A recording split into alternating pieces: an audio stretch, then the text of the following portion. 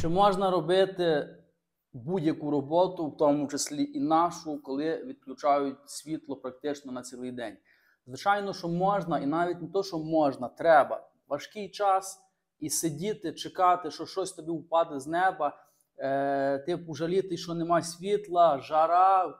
Тобто заходжу в інтернет і чую у кожного якісь скарги на щось. Люди добрі, у нас війна, і якщо ви не в окопі, якщо ви маєте можливість працювати, а там нас захищають хлопці в таку жару, то, будь ласка, жалітись – це просто гріх.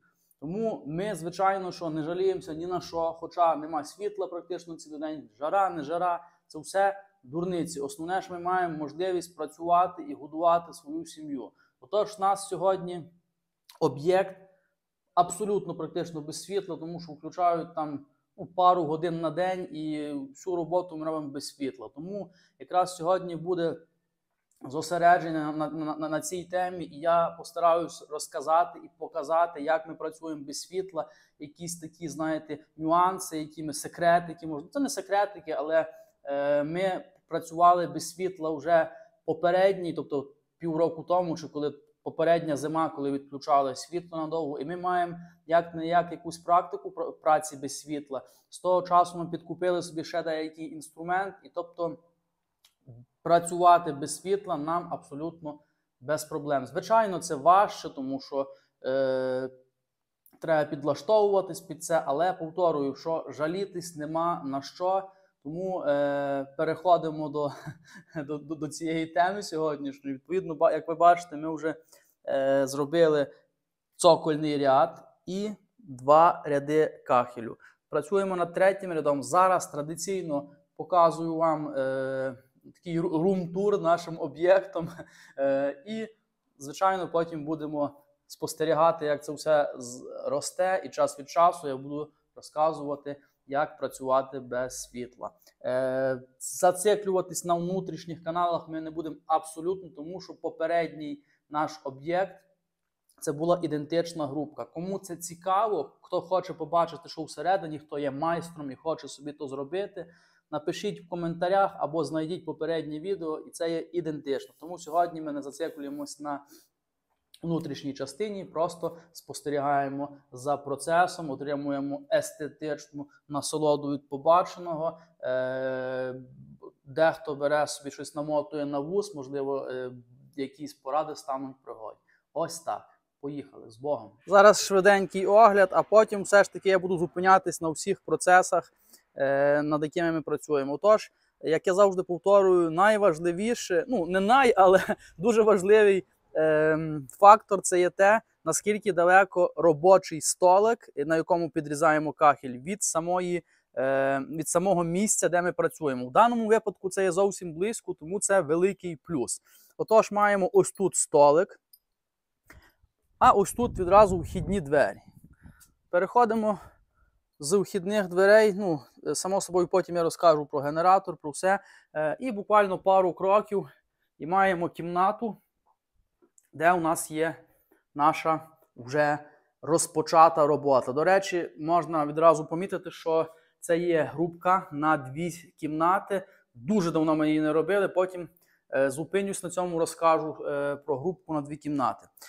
Доцільно буде показати кахель. Кахель, який має назву подушечка в вишневому кольорі. Працюємо ми цим кахелем перший раз. Тобто, як і подушечкою, так і вишневим кольором перший раз. Тому це для нас перший раз, для вас ексклюзив. Ось такий кут, досить цікавий. Ось така плиточка. Там маємо верхній карніз, тому що, як правило, дуже багато робіт ми зараз робимо безкарнізних, але в даному випадку люди захотіли, щоб був цоколь і карніз, тому працюємо з цоколем і з карнізом. Ось такий вигляд вона має, коли вже все при купці. На мою думку, дуже-дуже класний. От зараз покажу, щоб гарно світло падало. Погляньте, як воно виглядає. Цоколь заклеєний, тому що для захисту, щоб щось не впало і не розбило його. Так воно все виглядає. Встановлені у нас вже піддувальні дверцята. І дуже швиденько, що всередині, це є попільник і нижній перехід. Тобто у нас канали будуть йти попід дверцята, відповідно, наша грубка буде нагріватись від самого цокольного ряду. Тепер по наших зонах. Це є в нас цегла різних видів. На камеру згорання у нас є новенька Ш5, а тут в людини була також Ш5, але стара, тобто ще якась чи радянська, чи яка, але стара, невживана, досить в хорошому стані. Єдине, що не брали ми її на камеру згорання, тому що вона має оббиті кутики. Я все ж таки хочу, щоб камера згорання у нас була така наближена до ідеалу. А тут маємо так само невживану, але Ш8. Ш5 і Ш8 – це одна і та сама цегла, єдине, що розмір. Тобто оцими цифрами 5, 8, там є 12, ну, різне маркування, це є просто розмір цеглини. Як бачите, Ш8 цеглина у нас є дещо і вища, і ширша. Ось так вона виглядає, дещо більша. Тому працюємо такими 3 видами цегли. В даному випадку маємо ось тут такий столик, де ми підмішуємо наш клей з гіпсом. Ну і потім, що, інша кімната, де наш інструмент і де ми маємо нашу суміш. В даному випадку працюємо мертелем і сумішу, яка має назву кахля-глінко. Про це я вже розповідав, тобто ми їх змішуємо разом і вона виходить у нас така досить гарна суміш. Ось така справа по нашому румтурі. Ми працюємо далі і розказуємо далі, як же працювати без світла.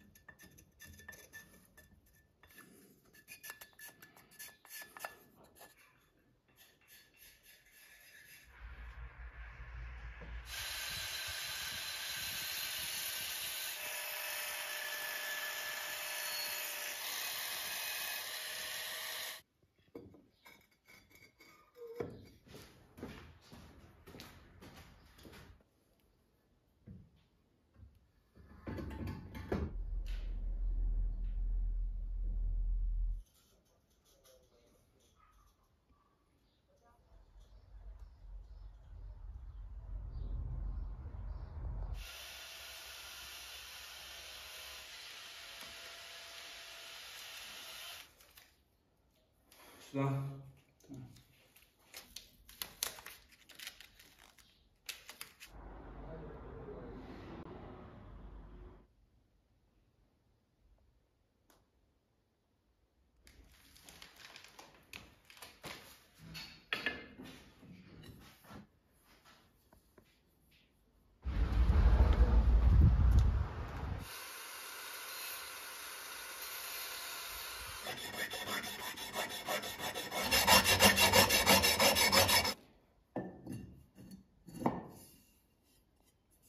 Отож, що таке грубка через стіну на 2 кімнати для замовника і що таке та сама грубка для майстра?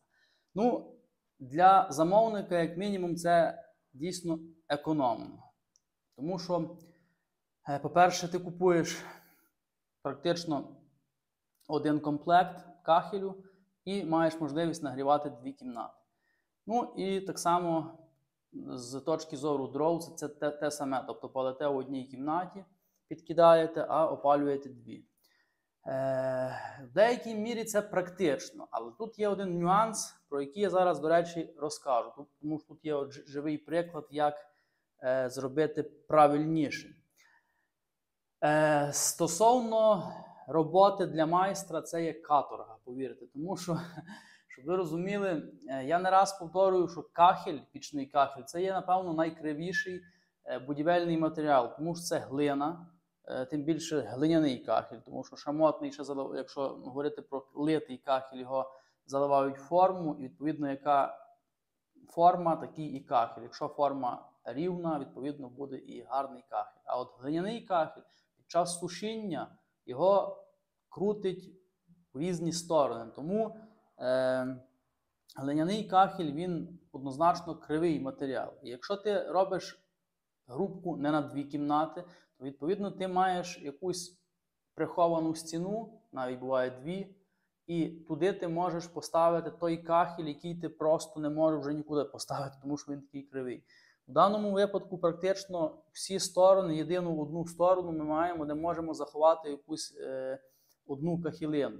А всі решту сторони видні, тому треба вилизувати всі сторони, а це не завжди, просто фізично, не завжди реально, тому що буває, що ти вже перебереш весь кахель і вже нема що ставити. Тому це, повірте, дуже важко, і для того, щоб зробити якісну роботу, це треба попотіти і без жари на вулиці. Тому ось така справа. Але тим не менше це хтось мусить робити.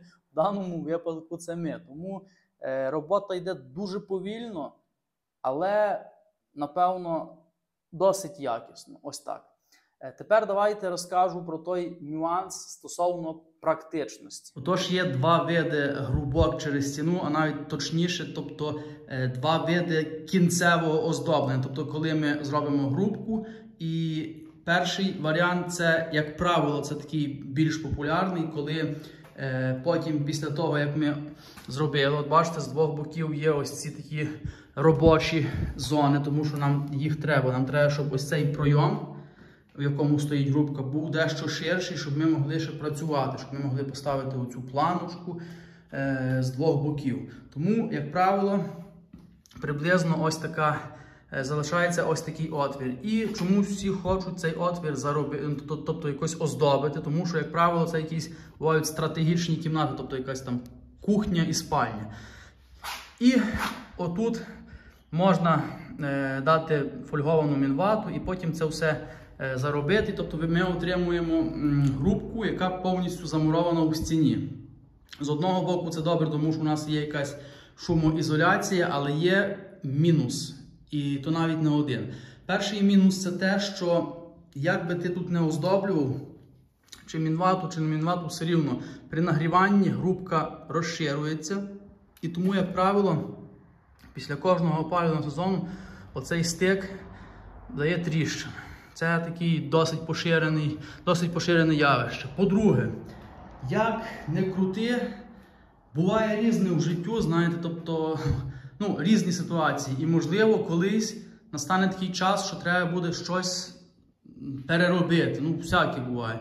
І ви повинні розуміти, якщо ви замурували вже її повністю в стіну, і з боків, і зверху, то доступу абсолютно немає ніякого. Тобто, щоб щось зробити, наприклад, треба буде знову це все розбивати, і після того однозначно треба буде робити ремонт. Даний варіант подобається мені набагато більше, тому що тут кімнати, напевно, не стратегічні, тому замовник захотів, щоб оця грубка була незалежна від стіни. Тобто ми так як робимо, тобто перед цим вже було тут зроблено практично на чисто, зверху також така арочка оздоблена, і ось так і воно залишиться, як з боків, так само і зверху буде ще якась там, не знаю, 10 см, по-моєму, якщо не помиляюсь, буде ще відстані між грубкою і цією арочкою. І цей варіант, він мені подобається більше навіть за рахунок того, що кахель не замурований в стіну, і вона буде навіть ефективніша, тому що якщо ми замуровуємо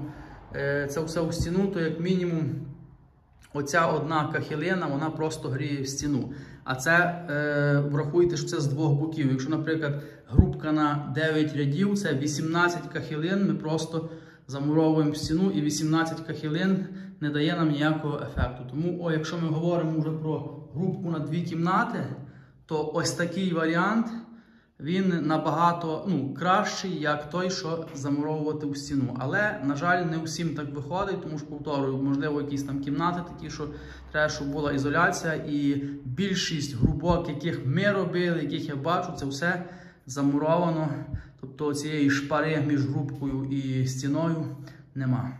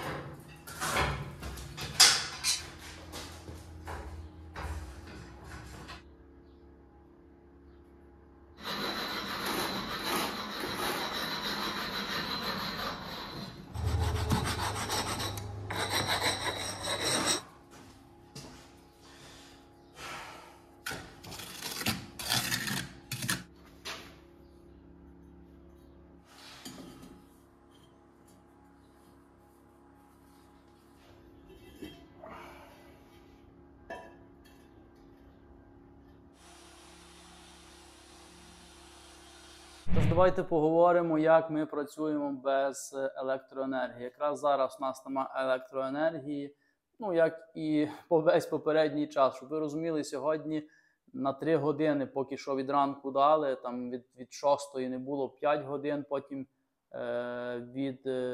від 7 не було до 12, потім 3 години нас потішили електроенергію і зараз далі. Тобто таке, ну не привикати. Давайте я спробую пояснити, розказати і показати, як ми працюємо, коли в нас нема світла. Почнемо з двору, з місця, де ми підрізаємо кахель. Тепер давайте основна суть – це те, що, звичайно, для того, щоб працювати без електроенергії, нам потрібно мати акумуляторний інструмент. Він у нас є, але акумуляторний інструмент нічого не вартує, якщо ви не маєте генератора, щоб заряджати батарею. Тому що, наприклад, якщо у вас є якийсь сталий графік, можна по графіку йти. Наприклад, якщо у вас 3 години є, світло 3 нема, звичайно, ви можете 3 години працювати акумуляторним інструментом, потім за 3 години заряджати акумулятор. У даному випадку ми на таке не розраховуємо, що і зараз є, тому якщо у вас немає генератора, відповідно робота у вас стане, тому що ви просто роззарядите акумулятори і не будете мати їх чим заряджати. Тому якраз зараз у нас момент, коли ми працюємо, у нас практично вже закінчується заряд акумуляторів, і зараз будемо заводити наш генератор і відповідно працювати далі, відповідно і заряджати батареї. Один акумулятор у нас вже повністю посаджений, зараз ми будемо його замінювати, тому що у нас в хаті є повністю заряджений. По генератору маємо такий маленький інвенторний генератор, він, по-моєму, має до кВт, він суто служить нам для того, щоб ми заряджали наші акумулятори і 2 прожектора, що від нього працює.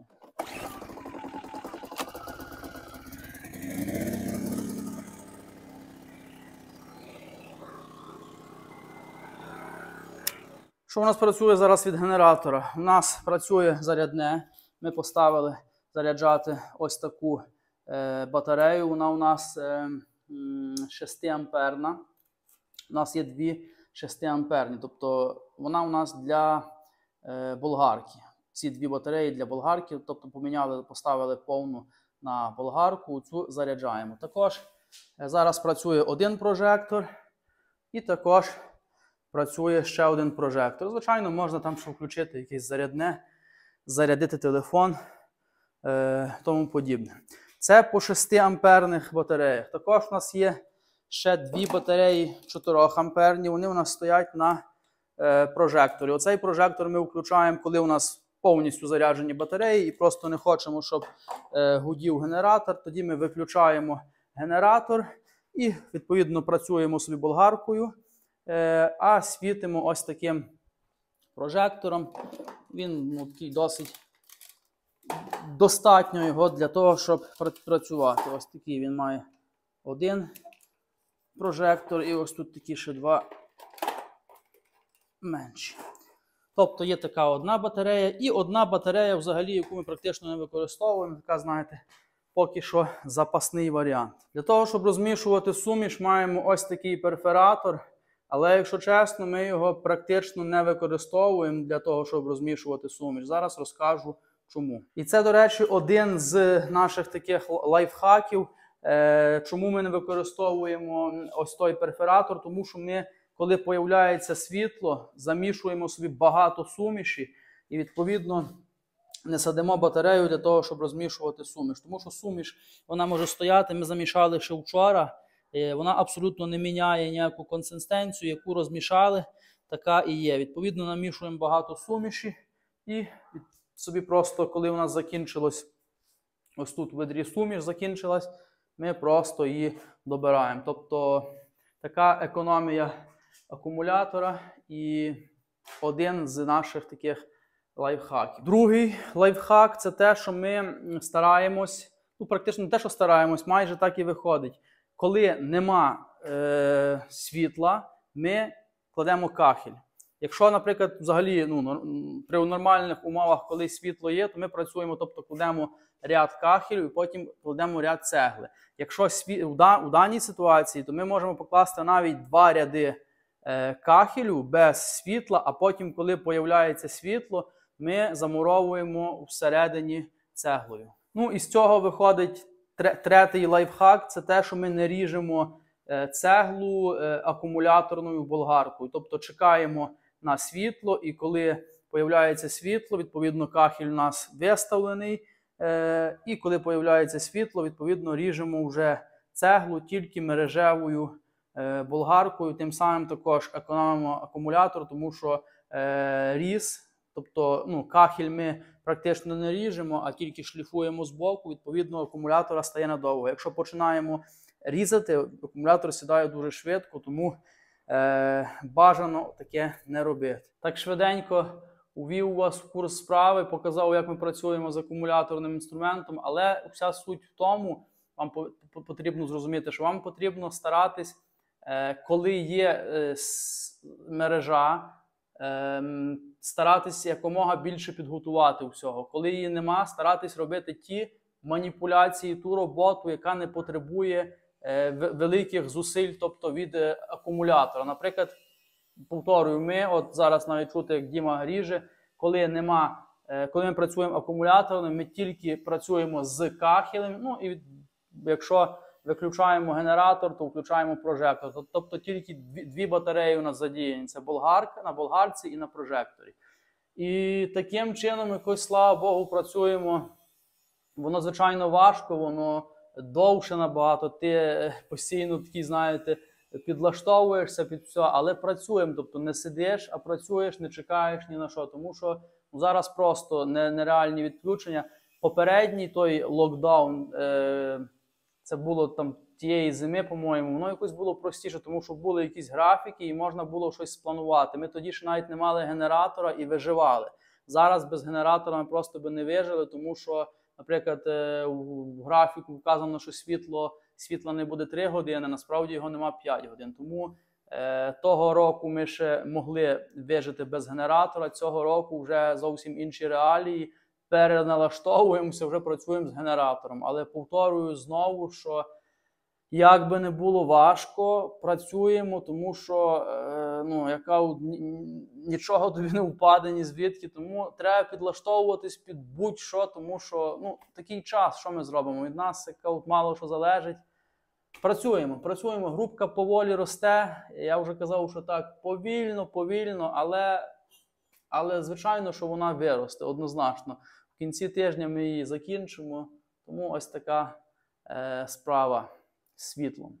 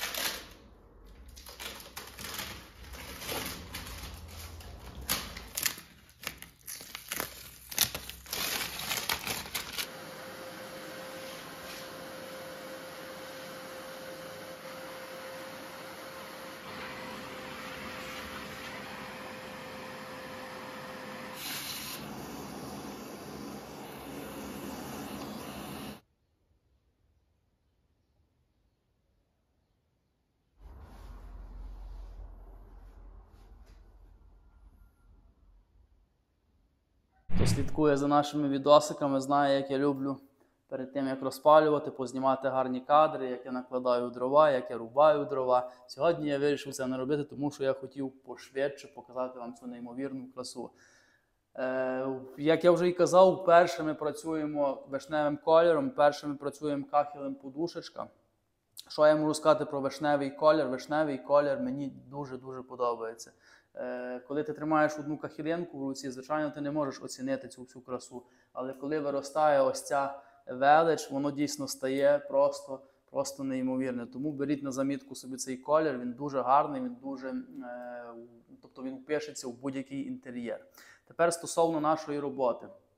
Важкий тиждень, але як я і казав на початку, ми не маємо на що жалітись і ми ні на що не жаліємось. Хоча не було практично, абсолютно не було світла, але знаєте, той такий ніжний звук генератора, під ніжний звук генератора ми працювали, але все ж таки зробили. Це доказ того, що не треба опускати руки в будь-якій ситуації. Якщо ти працюєш, працюй, незважаючи ні на що. Знаходи вихід з будь-якої ситуації, що ми пробуємо вам пояснити, доказати і навіть не то, що доказати для себе чи для вас просто, щоб ви зрозуміли, що який би не був важкий час, працюйте.